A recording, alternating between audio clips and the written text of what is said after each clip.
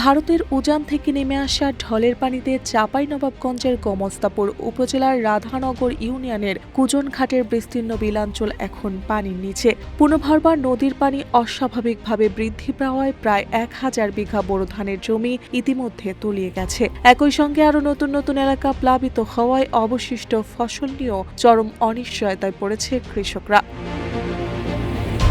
উপজেলায় চলতি মৌসুমে 14,835 হেক্টর জমিতে বোরো ধান চাষ হলেও কুজনবিল এলাকায় প্রায় 2050 হেক্টর জমির ফসল সবচেয়ে বেশি ক্ষতির মুখে। এর মধ্যে প্রায় 60% ধান কাটা হলেও বাকি আধা পাকা ধান এখনও ঝুঁকির মধ্যে রয়েছে। অনেক কৃষক বাধ্য হয়ে পানির মধ্যে আধা পাকা ধান কেটে নৌকায় করে নিরাপদ স্থানে নিয়ে যাচ্ছেন, যাতে কিছুটা হলেও ক্ষতি কমানো যায়। স্থানীয় কৃষকরা জানায়, পুনর্ভরবার নদীর নব্যতা কমে যাওয়ায় সামান্য পানি বাড়লেই পুরো বিলাঞ্চল প্লাবিত হয়ে পড়ে।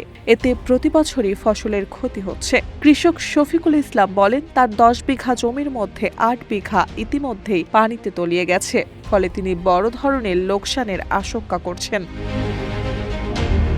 এদিকে স্থানীয় জনপ্রতিনিধি ও পানি উন্নয়ন বোর্ডের কর্মকর্তা ঘটনাস্থল পরিদর্শন করে জানিয়েছে, নদী খনন ও ব্রিজ নির্মাণ বাস্তবায়ন হলে ভবিষ্যতে এ ধরনের ক্ষতি অনেকটাই কমে আসবে। তবে বর্তমানে পরিস্থিতি আরও খারাপের দিকে গেলে ক্ষতির পরিমাণ বাড়তে পারে বলে আশঙ্কা করা হচ্ছে।